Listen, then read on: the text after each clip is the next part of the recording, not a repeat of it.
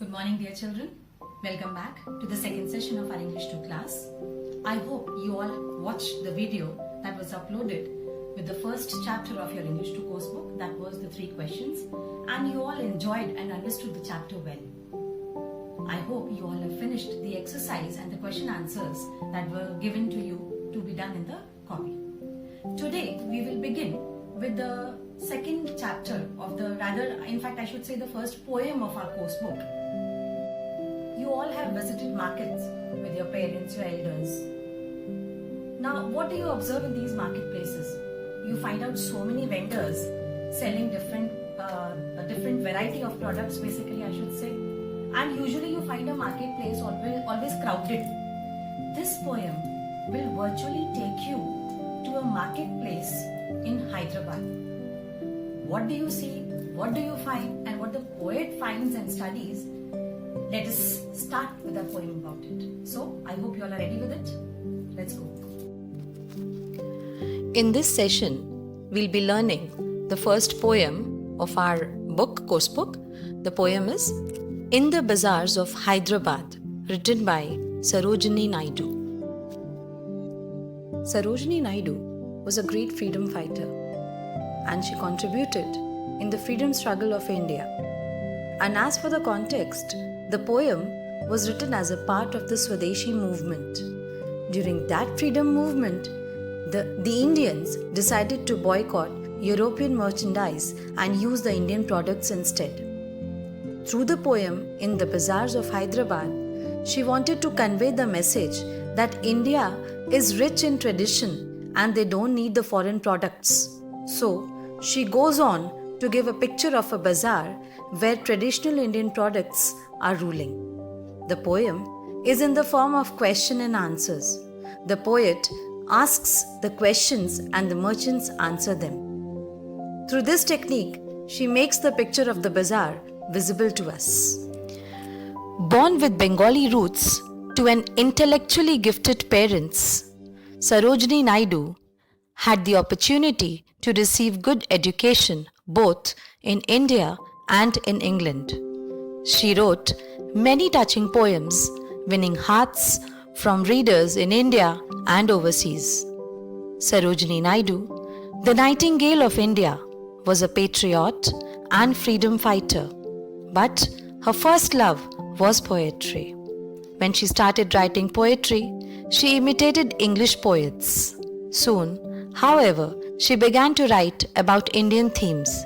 She played an important part in the social and cultural life of Hyderabad for many years. Many of her popular poems centered around the rustic simplicity, beauty, and diversity of Indian rural life. She contributed in the freedom struggle of India. She was the president of the Indian National Congress and the first woman governor of India. This poem makes you visit the bazaars of Hyderabad, which depicts the social and the cultural life of the people there.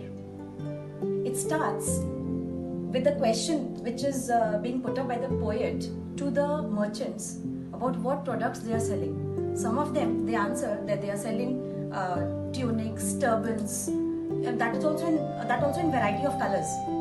Then some of them are seen weighing lentils, rice. Then there are goldsmiths who are making ornaments. There are fruitmen who are selling citron, pomegranate, plums.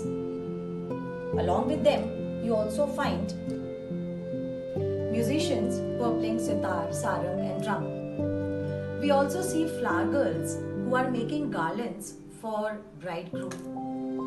So we see here we have a variety of vendors selling n number of products, particularly I should say Indian products. This is how the people coming from different cultural and social background earn their living. So let us start with this poem. I'll start with the poem in such a way that first I'll be reading the first verse for you. After that, you'll be learning the different words, the difficult words along with their meanings of that particular verse. Then I will explain you the meaning of that whole verse. After that, we will proceed with the next verse. So what you can do is you can keep a pen and paper with you. As and when I am going to say the word meanings, you please make a note of all those word meanings so that you have a collective lot of word meanings in your copy. In the bazaars of Hyderabad. What do you sell, O ye merchants? Richly your wares are displayed. Turbans of crimson and silver, tunics of purple brocade, mirrors with panels of amber, daggers with handles of jade. Ye, Old English word for the word you, plural. Crimson, having a dark, deep red color. Tunic, a piece of clothing which fits loosely over a person's body, reaches to the waist or knees, and often has no sleeves. Amber, a hard, clear, yellowish brown substance that is used to make beads, jewelry, etc.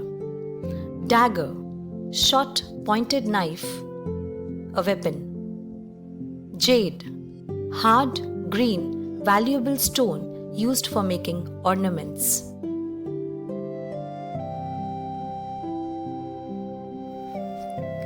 The poem begins with the poet's question to the merchants about what they are selling. She sees that the goods are displayed nicely to attract the buyers. The merchants reply that they are selling crimson, that means deep red in color, and silver-colored turbans, purple brocade tunics, mirrors with amber frame, and daggers with handles made of jade. Jade is a green-colored stone. What do you weigh, O ye vendors? Saffron and lentil and rice. What do you grind, O ye maidens? Sandalwood, henna and spice. What do you call, O ye peddlers? Chessmen and ivory dice. Chessmen, pieces used in the game of chess. The poet then visits the vendors, the maidens, and the peddlers. Peddlers are the salesmen. She asks the vendors what they are weighing for sale. The vendors reply that they are weighing saffron, lentil, and rice. Children, you must have visited with your parents to some grocery shop or any other shop, or maybe when you go to buy vegetables and all, you must have seen the shopkeeper weighing the things in the weighing machine, right? So this is what the poet sees. So she is willing to ask them what they are weighing. The poet then asks the maiden girls what they are grinding. The reply comes that they are grinding sandalwood, henna and spices. Sandalwood is a scented wood. Henna is usually, you must be familiar with the term mehndi. So mehndi, henna is the mehndi. It comes in leaves, they are dried leaves which are grinded and then powdered, and then they are sold in packets. And spices. Spices usually are the spices which your parents use in the kitchen, maybe cardamom, then your pepper.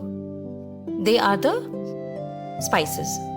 And the next, the peddlers are asked what they are calling as their trade cry. They say that they are selling chessmen and dice made from ivory for the game of chess. What do you make, O ye goldsmiths? Wristlet and anklet and ring. Belts for the feet of blue pigeons, frail as a dragonfly's wing. Girdles of gold for the dancers, scabbards of gold for the king. Frail, delicate or easily damaged. Girdle, a belt or cord worn around the waist. Scabbard, a holder for the blade of a sword. In this verse, the poet now goes up to the goldsmiths and asks them what they are making. They are making wristlet. Children, wristlets are a golden ornament which is worn by girls in their wrists. They are also making anklets and ring to adorn us and bells to be tied to the feet of the blue pigeons. And the bells are as thin and lightweight as the wings of a dragonfly. They are also making golden girdles for the dancers. This is usually worn by the dancers on their waist. It's a kind of an ornament made by gold to wear on the waist. And golden sheaths for keeping the king's swords. What do you cry, O ye fruitmen? Citron, pomegranate and plum. What do you play, O musicians? Sitar, sarangi and drum. What do you chant, O magicians? Spells for the aeons to come. Citron, a citrus fruit. Sitar, poetic spelling for sitar. Aeons, very long periods of time, hundreds of thousands of years, ages. Now the poet asks the fruit sellers what fruits are they selling. They answer that they have a variety of fruits which include citron, pomegranate and plum. Then the poet goes to the musicians and asks what instruments are they playing. They reply that they are playing on sitar, sarangi and drum. After that, the poet goes to the magicians and asks them what they are chanting. You must have seen the magicians calling out some spell, or they chant out some spell, like for example abracadabra or khulja simsim. Okay, so the poet sees them chanting some kind of spell, so she asks out of curiosity what they are chanting. The reply comes, he is chanting the spells to bring in aeons. Aeons means a divine power, so that they become powerful. To bring in aeons who would help him perform his magical tricks. What do you weave, O ye flower girls, with tassels of azure and red? Crowns for the brow of a bridegroom, chaplets to garland his bed. Sheets of white blossoms new garnered, to perfume the sleep of the dead. Azure, bright blue. Chaplets, circles or wreaths of leaves, flowers, etc. New garnered, recently collected, fresh. In the last stanza of the poem, the poet asks the flower girls what they are weaving with the azure. Azure stands for deep blue. And red tassels. Tassels means the strands of flowers. The flower girls are making garlands for the bride and the groom and to adorn their bed. They are also making sheets of newly brought white flowers for use on the dead man's grave for fragrance. Now here, why the flower girls are using white colored flowers? Basically, whenever a man dies, you must have seen the dead body is usually covered with white sheets, because white is normally considered a symbol of peace. So here also the flower girls are using fresh white flowers which are full of fragrance to cover the dead man's body. Thus, in this poem, the poet Sarojini Naidu represents an Indian market to give us a sense of the rich Indian heritage. This poem was her protest against the European products and an appreciation of our own Indian goods. As we end up with today's video session, I hope you all have understood the poem well. I am giving a set of practice questions which includes some reference to context and some questions. Please write the answers of those questions in your own words in the copy. Your work will be checked whenever you get back to school. Kindly note them down and find out the answers and write them in your own words. With this, we conclude today's session. Thank you and goodbye, dear children.